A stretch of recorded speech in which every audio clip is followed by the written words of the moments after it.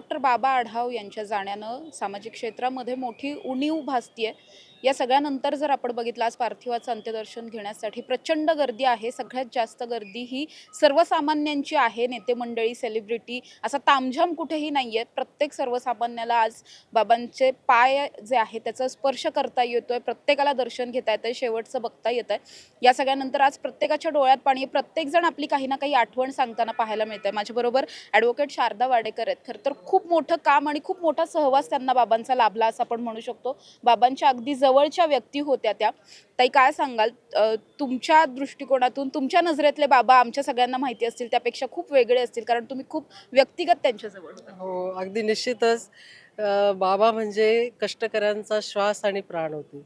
बाबा म्हणजे कष्टकऱ्यांचे पिता होते आणि आज सगळं जे करोडो कष्टकरी वर्ग जो आहे, तो अतिशय पोरका झालेला आहे.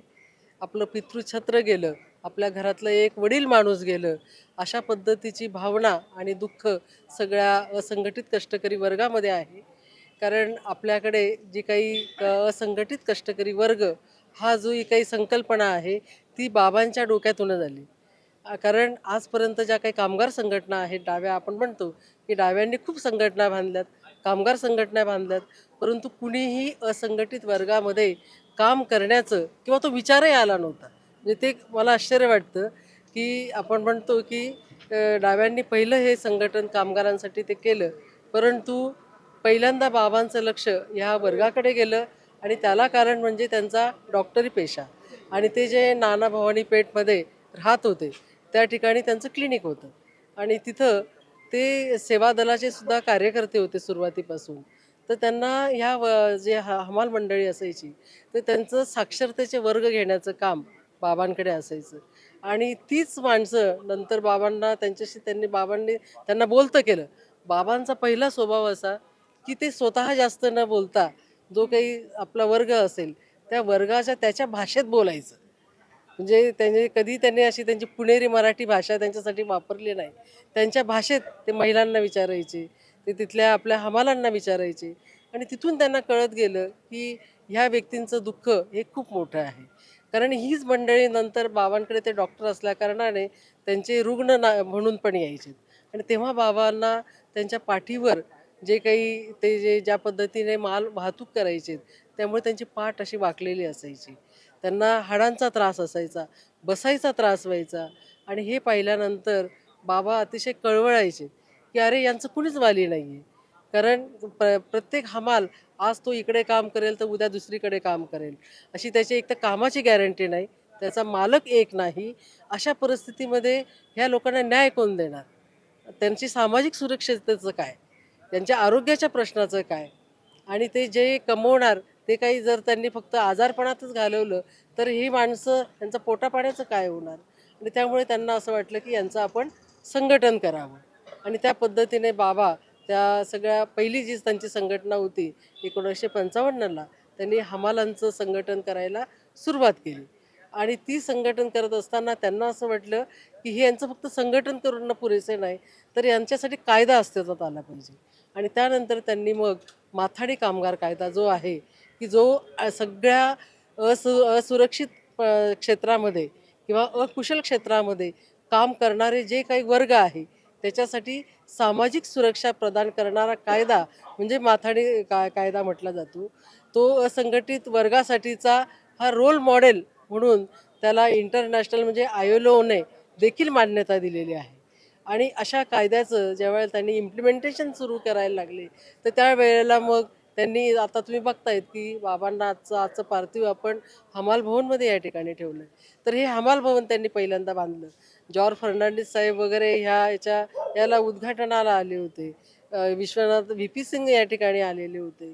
त्यानंतर त्यांनी मग हमालांच्या मुलांसाठी की हमाल एक झाली पिढी, पण दुसरी पिढी त्यांची जी काही मुलं आहेत ती मात्र शिकली पाहिजेत. तर त्यांच्यासाठी त्यांनी कष्टकरी विद्यालय केलं. ते तुम्हाला त्यांचं जे काही हमाल नगर आहे त्या ठिकाणी तुम्हाला कष्टकरी विद्यालय त्यांच्या मुलांसाठी तिथं दिसेल.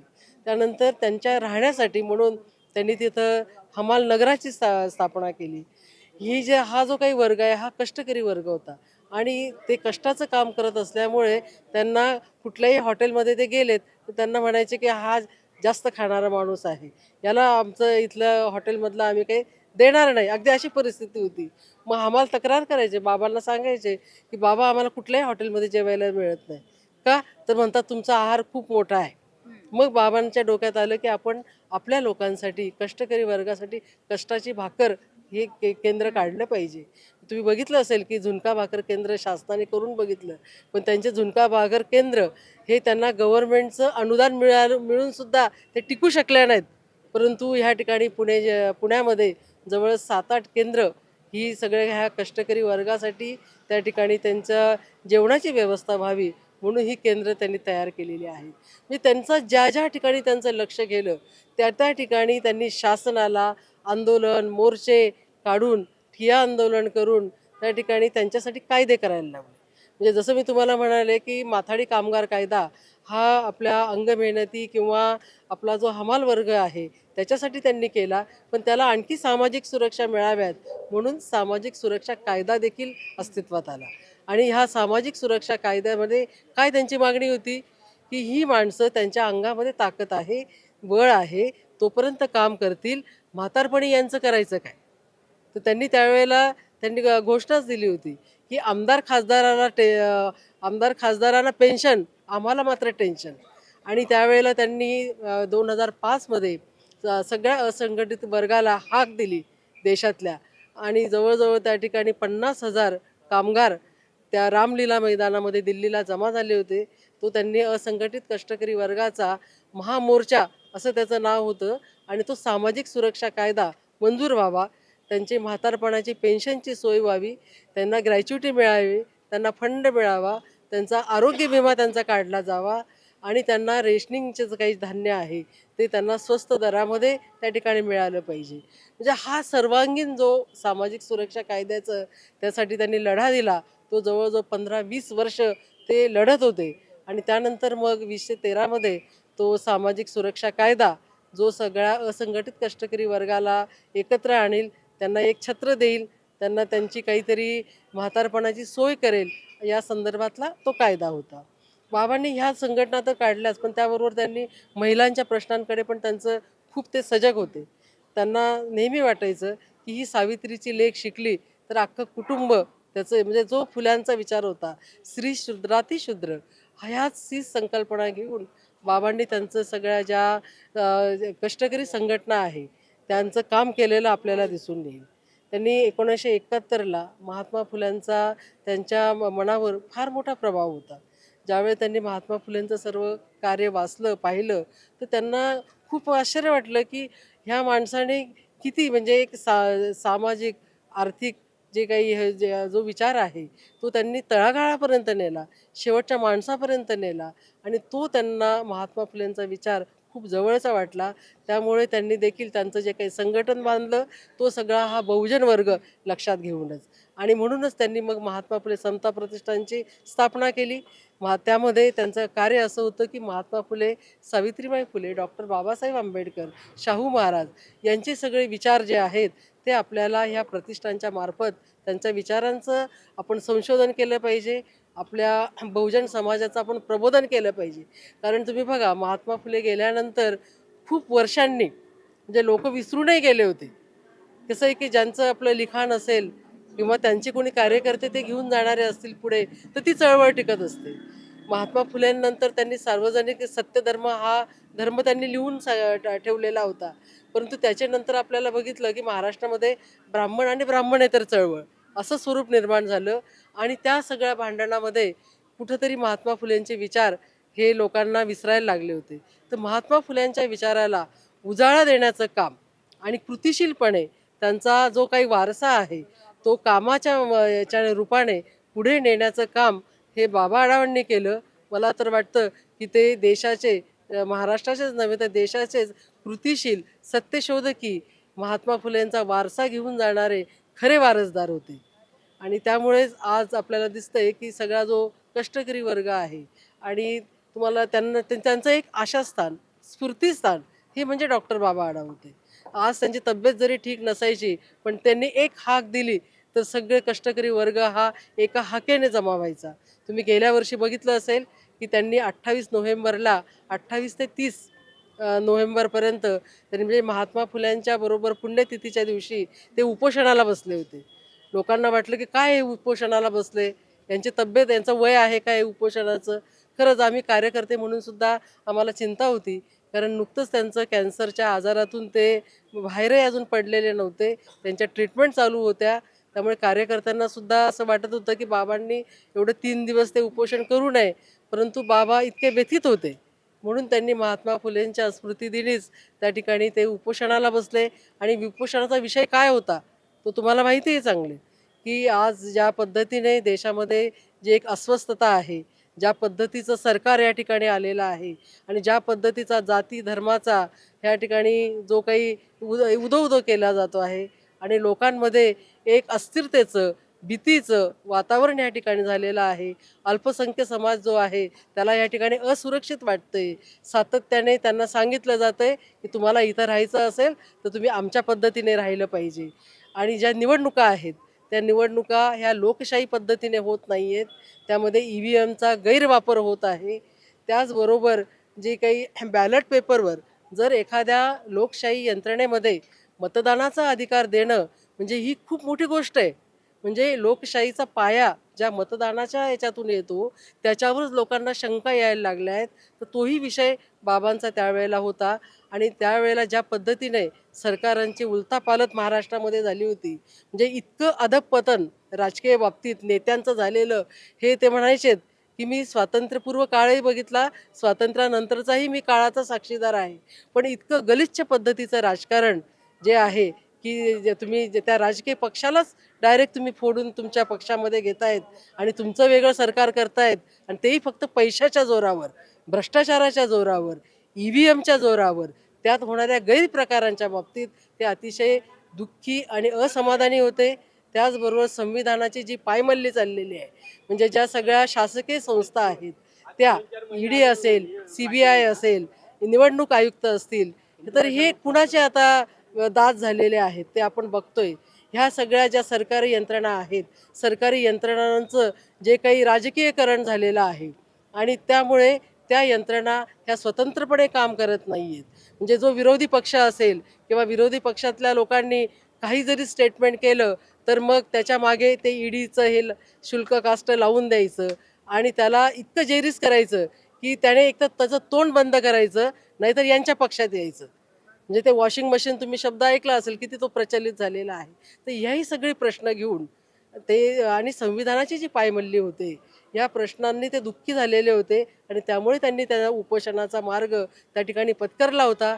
आणि त्यांना सातत्याने वाटत होतं की जनतेने ह्या जी काही लोकशाहीची विटंबना चाललेली आहे, जो संविधानाचा जो पाया ढासळला जातो आहे, उद्ध्वस्त केला जातो आहे, जातीवाद्यांच्या ताब्यात ते दिलं जातं आहे, तर हे सर्व बंद करण्यासाठी, त्याचा जाब विचारण्यासाठी सामान्य जनतेने हे पुढे आलं पाहिजे. आणि सामान्य जनतेला खरं त्यांना सांगायचं होतं. त्यामुळेच त्यांनी ते उपोषण केलेलं होतं. आणि लोकांनी रस्त्यावर येऊन संविधानामध्ये संविधान हे कशा पद्धतीने बलिष्ठ होईल, संविधानाच्या मार्गाने ही लोकशाही कशी टिकू शकेल, यासाठीचं ते आंदोलन होतं.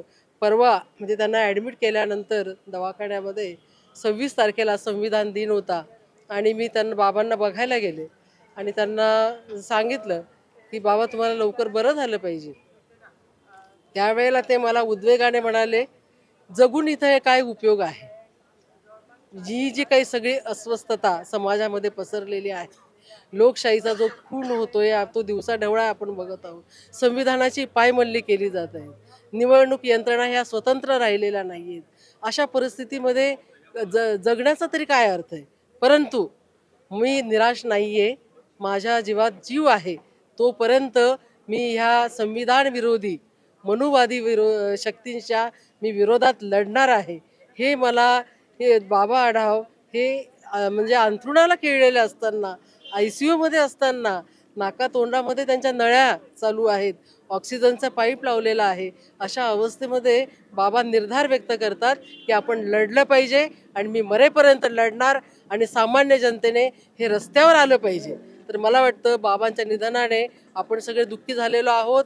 सगळा बहुजन समाज दुःखी झालेला आहे. सगळ्या कष्टकरी वर्गाचं पितृछत्र या ठिकाणी हरवलेलं आहे.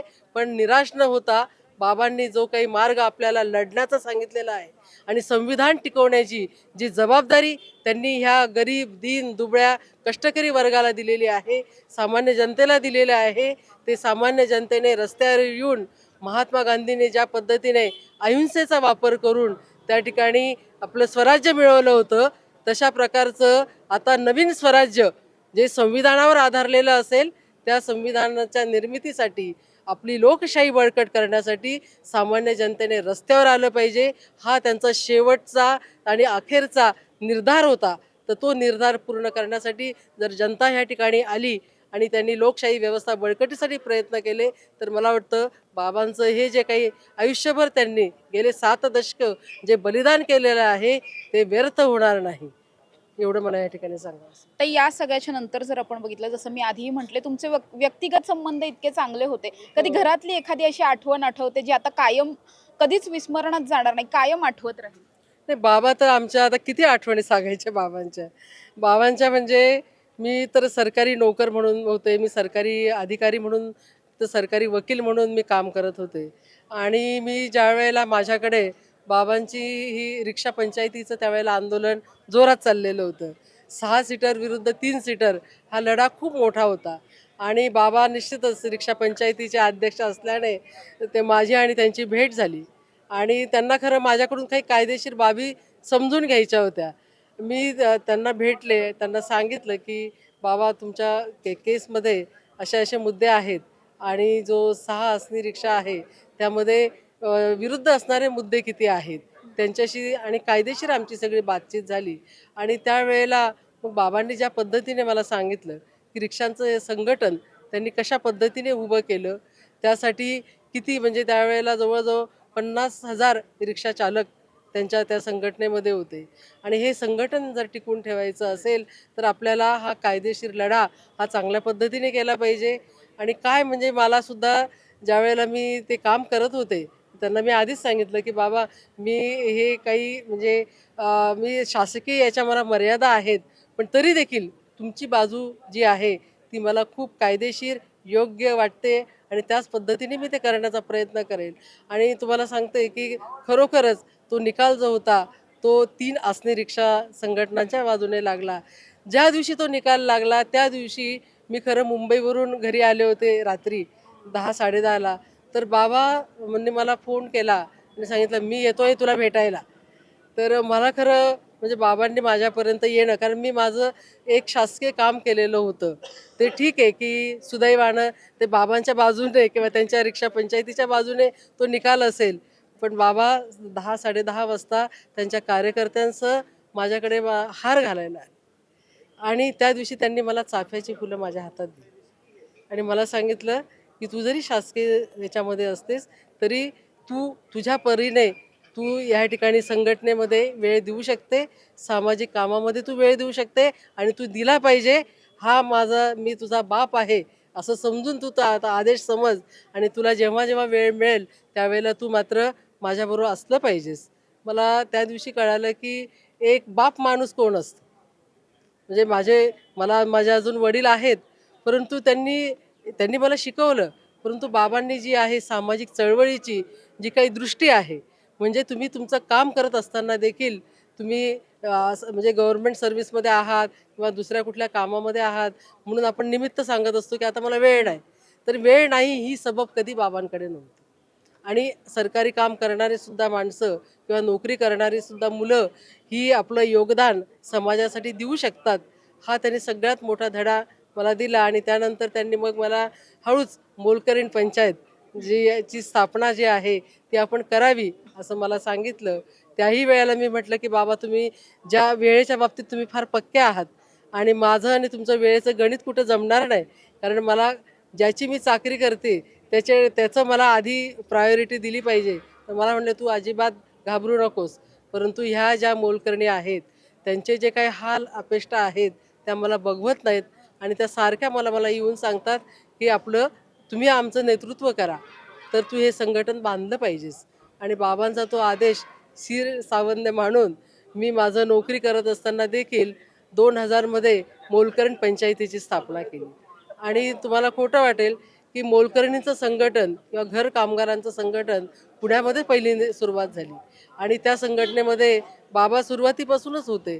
परंतु बाबांनी ज्या वेळेला 2000ला हे संघटन स्वतःचं सुरू केलं, त्यानंतर त्या ठिकाणी घर कामगार मंडळ म्हणून सरकारला कायदे करायला भाग पडलं.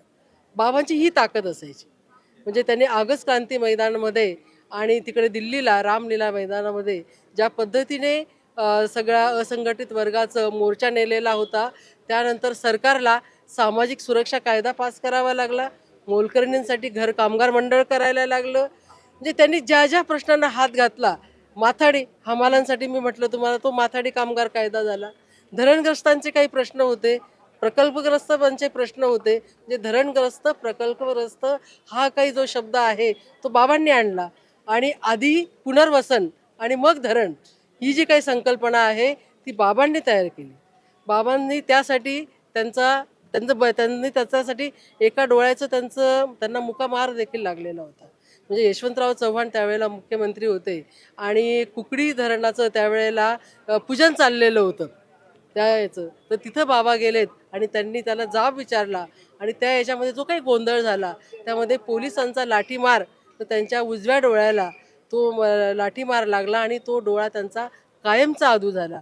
परंतु धरणग्रस्तांचा जो अधू प्रश्न होता तो मात्र बाबांच्या ह्या चळवळीमुळे धरणग्रस्त प्रकल्पग्रस्ताचा कायदा, पुनर्वसनाचा कायदा हा सरकारला करायला लागला.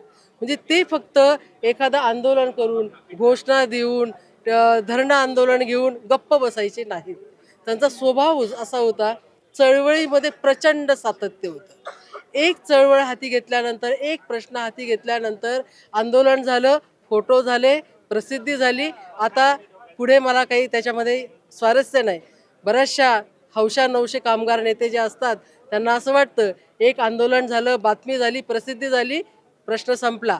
तसं बाबांचं अजिबात नव्हतं. हे मला त्यांचं खूप वैशिष्ट्य वाटतं. कारण कुठल्याही संघटनेचा कुठलाही विषय त्यांनी 50-50, 60-60 वर्ष चालवलं. सातत्य म्हणजे साधी ती व्याख्यानमाला ती 52 वर्षामध्ये पदार्पण. त्यांनी बहुजन समाजासाठी त्यांना साक्षर करावं, त्यांच्यासाठी काहीतरी हे उद्बोधन करणारं काहीतरी साहित्य असावं म्हणून त्यांनी ते त्रैमासिक काढलं.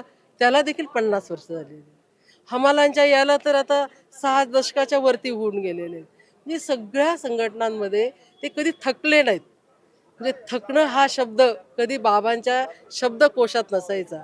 त्यामुळे आमच्यासारखी असं वाटायचं की आता आपण खूप झालं बाबा, बाबा आता जरा तुम्ही आजारी आहात, आता तरी तुम्ही शांतता घ्या. तर पण शांतता ते म्हणायचे मला, जेव्हा मी शांत बसेल तेव्हा मी संपेल. आणि त्यांना जी शांतता होती, म्हणजे ज्यावेळेला बाबा ॲडमिट झाले 15 दिवसापूर्वी आणि ती त्यांना जी शांतता मिळाली ते त्यांच्या शब्दाप्रमाणेच ते म्हणालेत तसंच झालं. ते तिथं नसते तर अजूनही ते कार्यरत राहिले असते. कारण त्यांची इच्छाशक्ती, ताकद ही खूप मोठी होती. ते डॉक्टरांनाही चॅलेंज होतं ते. म्हणजे 28 तारखेलाच आम्हाला कळालं की आता बाबा मेडिकली तसे संपलेले आहेत. पण तरी देखील त्यांच्या इच्छाशक्तीवर डॉक्टरही डॉक्टर अभिजित हे बाबांचे घरातलेच म्हणजे बाईंचाच मुलगा. तर त्यांनी देखील मुलाप्रमाणे बाबांची ती सगळी काळजी घेतलेली दिसते. परंतु ह्या सगळ्या याच्यामध्ये बाबांच्या चळवळीतलं जे एक सातत्य आहे, त्यांच्यामधला जो एक संघर्ष आहे, तोच खरं आता कार्यकर्त्यांनी पुढे घेऊन जाणं हे त्यांची आपल्याला एक आठवण राहील. आणि बाबा तर माझ्या सातत्याने माझ्या हृदयातच आहेत आणि त्यांचं हे जे काम आहे ते आम्ही अपूर्ण राहू देणार नाहीत.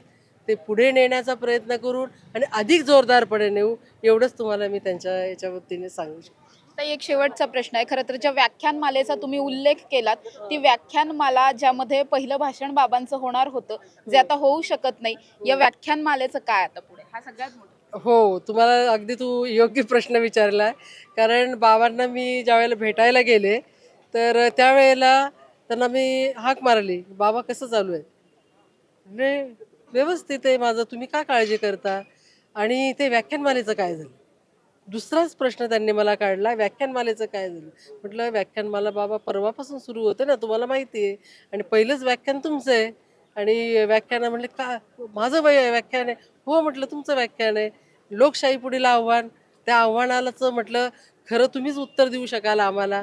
आणि सगळं महाराष्ट्र म्हटलं वाट बघतंय की तुम्ही आता पुढची ही काही जे आव्हान आणि त्यातून दिशा, आम्हाला दिशा खरं तुमच्याकडून ऐकायची आहे. तर मला म्हणले माझी काळजी करू नका, मी व्यवस्थित मी परत येणार म्हणले इथून, पण तुम्ही माझ्या निमित्ताने व्याख्यानमाला खंडित ठेवायची नाही. तुम्ही व्याख्यानमालेकडे लक्ष द्या, मी इथं आहे, माझी काळजी घेणारे इथं आहेत, तू आता माझी काळजी करायची नाही. पण मी ज्या परिस्थितीमध्ये या ठिकाणी अस्वस्थ आहे, त्या अस्वस्थतेचं जे काही कारण आहे ते घेऊन कार्यकर्त्यांनी हे काम केलं पाहिजे. तुम्ही ती व्याख्यानमाला अधिक जोमाने, त्यामध्ये आपले कार्यकर्ते असतील, कारण आमचं व्याख्यानमालेचं स्वरूपच असं होतं की एक चालू परिस्थितीमधले जे काही प्रश्न आहेत, चालू घडामोडींवर प्रश्न आहेत, ते राजकीय असतील, सामाजिक असतील, आर्थिक असतील, स्त्रियांचे प्रश्न असतील, शेतकऱ्यांचे प्रश्न असतील, तरुणांच्या रोजगारांचा प्रश्न असेल, सामान्य जणांच्या शिक्षणाचा प्रश्न असेल, तर ह्या सगळे प्रश्न घेऊन आमची व्याख्यानमाला ती असायची. आणि तुम्ही आत्ताचे विषय जरी तुम्ही पाहिलेत तर तुम्हाला कळेल की हे सगळे विषय आम्ही घेतलेले होते. आणि त्यामध्ये पुण्याच्या नागरिकांचा देखील प्रश्न घेतलेला होता, कारण आता स्थानिक स्वराज्य संस्थांच्या निवडणुका येत आहेत, तर लोकांच्या काय अपेक्षा आहेत आणि पुढे आंदोलनाचे आपले काय मार्ग असणार आहेत. त्यामुळे बाबांनी जे काही आम्हाला व्याख्यानमालेचं हे काही रोप 50 वर्षी रुजवलेलं आहे, तर त्याचं आम्ही आणखी जास्त मोठ्या स्वरूपामध्ये त्याला स्वरूप देण्याचा, अधिक लोकांना त्यामध्ये सामावून घेण्याचा आम्ही प्रयत्न करणार आहोत आणि लोकांच्या भाषेत बोलणार आहोत. आम्ही काही पुणेरी पूर्व भागातल्या व्याख्यानमालेसारखी आमची ही व्याख्यानमाला नाही आहे.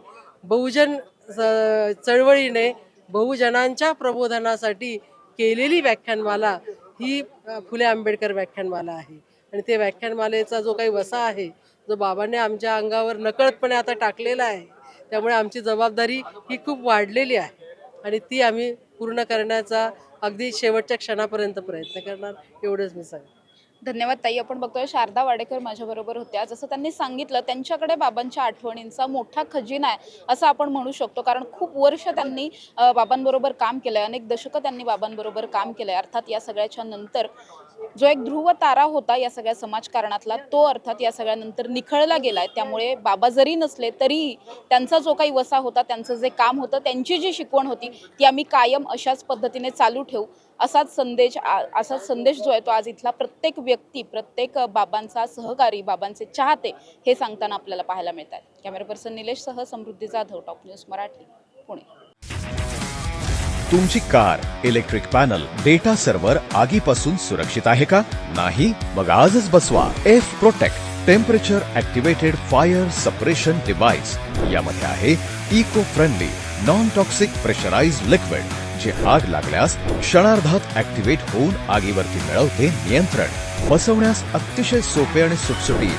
टेकालिपचे एक दर्जेदार उत्पादन एफ प्रोटेक्ट.